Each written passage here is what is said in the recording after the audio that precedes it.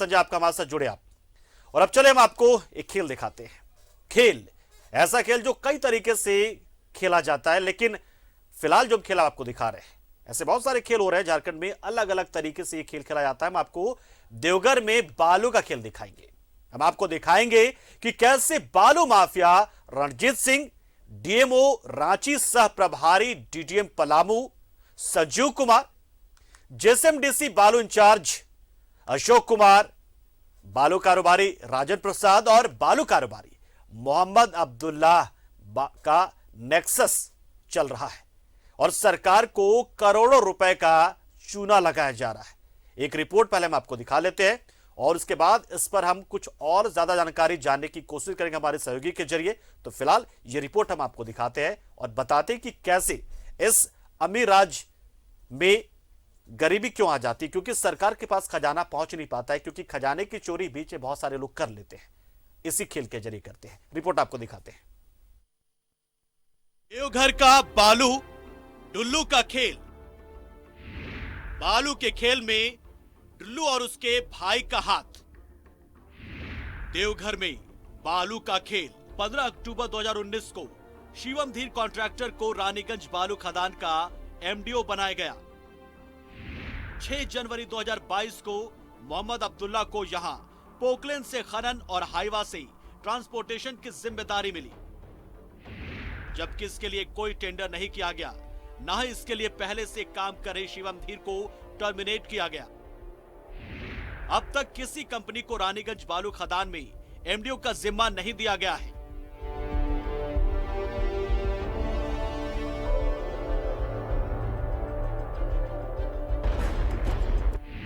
यहां JSMDC messrs राजन प्रसाद को मधेपुरा बालू भेजने के लिए चालान जारी कर रहा है। यहां यही कंपनी अवैध बालू खनन भी कर रही है। राजन प्रसाद धनबाद का रहने वाला है और बालू माफिया रंजीत डॉन का करीबी है। बालू इंचार्ज अशोक कुमार जेएसएमडीसी के फर्जी चालान में इनकी मदद करता है।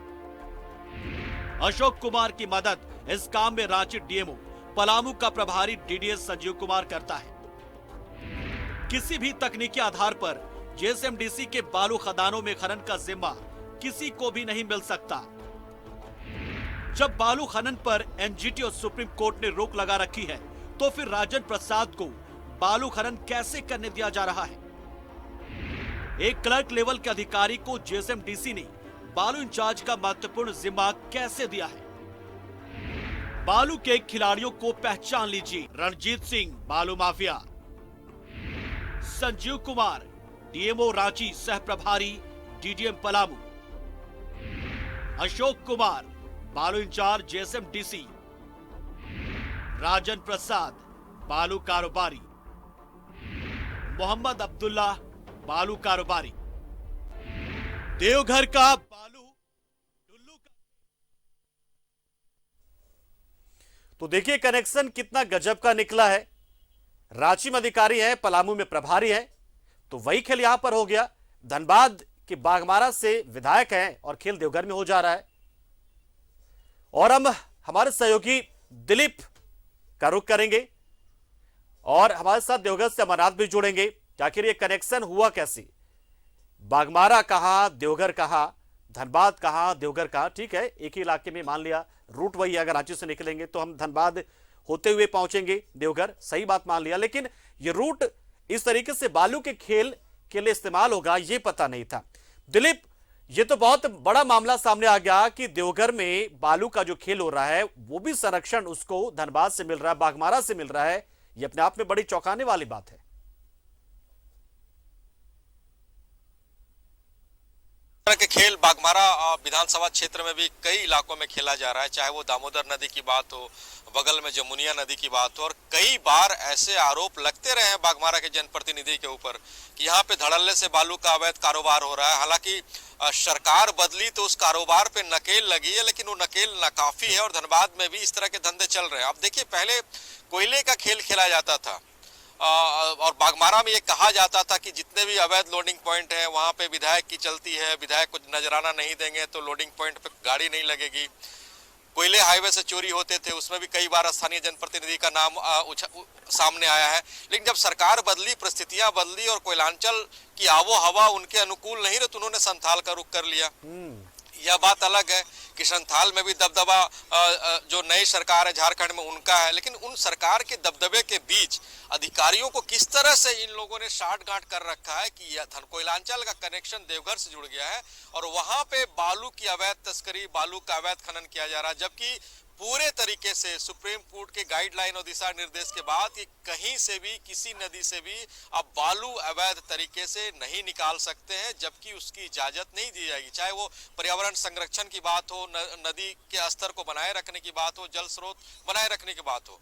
अब देखिए देवघर का मामला तो सामने आया, लेकिन धनबाद में भी धड़ल्ले से इस तरह के बालू माफिया सक्रिय हैं। हो सकता है कि इस जो जनप्रतिनिधि का नाम आ रहा है यहाँ पे भी जो बालू माफिया उनके संरक्षण में काम कर रहे हैं, तो सवाल यह उठता है कि सरकार बदली है लेकिन परिस्थितियां नहीं बदली और ऐसे में जो अधिकारी हैं उनकी जवाबदेही तय करनी होगी कि आखिर किस तरह से उनके रहते हुए और वो जब कार्रवाई करते उसके बावजूद भी इस तरह के गोरख धंधे को अंजाम दिया जा रहा है। जी बिल्कुल बिल्कुल दिलीप, बिल्कुल सही कहा आपने। हमारे साथ अमरनाथ भी जुड़ गए देवघर से। बिल्कुल हम यही जानकारी तो लेना चाह रहे हैं कि आखिर बागमारा से देवघर का कनेक्शन कैसे निकला। तो चलिए बागमारा की जानकारी तो आपने दी दी, अब देवघर से अमरनाथ के जरिए जानते हैं।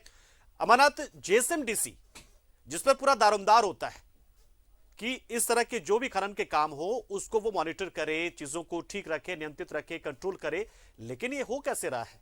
क्या अधिकारी एकदम बेलगाम से हो गए क्या कि देवघर में कि किसी को भी, ऐसा तो नहीं है कि पुरानी सरकार के चहते होंगे वो अधिकारी और पुरानी सरकार के लोगों को आज भी वो गाहे बगाहे पैसे कमाने का मौका दे दे रहे हैं, चोरी करने का मौका दे रहे हैं, डकैती करने का मौका दे रहे हैं? देखिए मैं आपको बताऊं कि एक तो जेएसएमडीसी जो है वह मोहम्मद अब्दुल्ला पर मेहरबान है, क्योंकि मोहम्मद अब्दुल्ला को जो देवघर का रानीगंज का घाट जो सौंपा गया है, जो दिया गया है उसको बालू के उत्खनन के लिए, उसके लिए ना तो कोई टेंडर की प्रक्रिया अपनाई गई है और ना ही कुछ, सीधा सीधा उनको आवंटित कर दिया गया है कि वह बालू का उत्खनन करें। और इस पूरे मामले की जानकारी देवघर के खनन पदाधिकारी तक को नहीं है। कारण यह है कि अब बालू घाटों की नीलामी का और बालू घाटों के बंदोबस्ती का ये सारा जिम्मा अब जेएसएमडीसी के पास है। और ऐसे में जब जेएसएमडीसी के द्वारा, और समझिए कि क्षेत्र सबसे बड़ा मामला इसमें यही खुल करके सामने आया है। देवघर के गोड्डा के सांसद निशिकांत दुबे ने भी इसको फेसबुक पर पोस्ट किया था, इस पूरे जेएसएमडीसी के इस खेल को, जिसमें उन्होंने कहा था कि जेएसएमडीसी 6 तारीख को श्यामधीर कंस्ट्रक्शन को सूचना देती है कि आपके इस खान को बालू के अवैध उत्खनन के लिए आपको जो पट्टा दिया गया था उसको रद्द कर दिया गया, घाट को रद्द किया जाता है।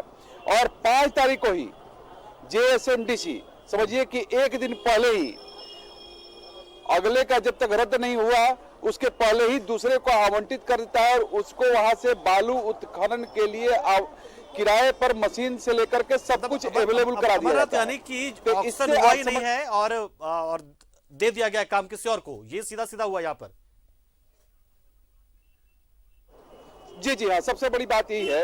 और इसी बात का सांसद ने भी उल्लेख किया था कि आखिर ये हो क्या रहा है। मैं आपको बताऊं कि देवघर गोड्डा के जो सांसद निशिकांत दुबे हैं अक्सर सोशल मीडिया पर एक्टिव रहते हैं और सोशल मीडिया पर जैसे ही उन्होंने इस पोस्ट को किया और उसके बाद से कही कि लगभग ये वायरल हुआ और ये पोस्ट, और इसको लेकर के तरह तरह की चर्चाएं शुरू हो गई। मैं आपको बताऊं कि जेएसएमडीसी के जो खेल जो चल रहा है, जैसे कि जो घाट दिया गया है और जो घाट को लेकर के हुआ कि रानीगंज का जो घाट है वहां पर पोकलेन से बालू का उठाव किया जा रहा है, बालू का खनन किया जा रहा है। तो मैं आपको बताऊं कि यह खेल लगभग कहिए कि पिछले 3-4 वर्षों से ये चल रहा था कि हम बालू का खेल कैसे हो यहाँ पर। उसके लिए किया गया कि एक माइनिंग का साइट प्लान बनाया गया और उस प्लान के तहत होता क्या है कि यहाँ पर बालू का खनन होगा तो कैसे होगा। तो उसमें हुआ कि बालू का जो खनन होगा वह सेमी ऑटोमेटिक मशीन से होगा। इस बात के अप्रूवल के लिए फाइल संचिका गई डिप्टी डायरेक्टर के पास, जो संथाल परगना के हैं, जो दुमका में बैठते हैं। 2018 की बात है और उन्होंने इसकी अप्रूवल दी, अनुमति दी कि हाँ ये इस घाट पर आप सेमी ऑटोमेटिक मशीन को लगा करके बालू का उत्खनन कर सकते हैं। तो समझिए कि यह पूरा जो नेक्सस जो अधिकारी और जो बालू के कारोबारी हैं वो किस कदर मिले हो, चाहे वो वर्तमान की सरकार हो या फिर पूर्व की सरकार हो। बिल्कुल, ये बिल्कुल, कहना ये बिल्कुल, बिल्कुल। गलत होगा कि पहले चलिए की जो सरकार अमरनाथ थी और उसमें भ्रष्टाचार था, दिलीप, अभी की आपको सरकार में दोनों भ्रष्टाचार का नहीं है। शुक्रिया। आप लोगों ने बहुत ही महत्वपूर्ण जानकारी दी और बताया दर्शकों को और साथ में तमाम जनता को कि कैसे ये खेल खेला जाता है। JSMDC Jharkhand state mineral development corporation जिस पर दारोमदार है कि झारखंड